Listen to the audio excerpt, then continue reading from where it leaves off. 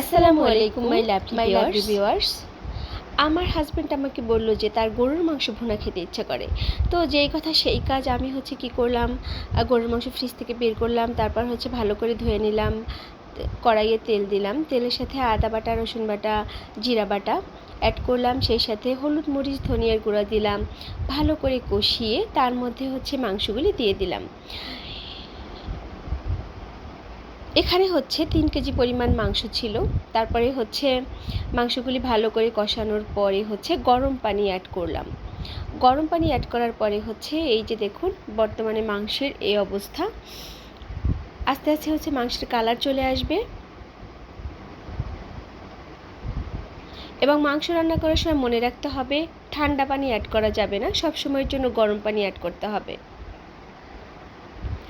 এই বর্তমান অবস্থা আমার মাংস রান্না করতে সর্বমোট আমার 1.5 ঘন্টার মতো সময় লেগেছে। কষানোর জন্যই লেগেছে 1 ঘন্টা 20 মিনিটের মতো, এবং কষানোতেই মাংসটি সম্পূর্ণরূপে সেদ্ধ হয়ে যাবে।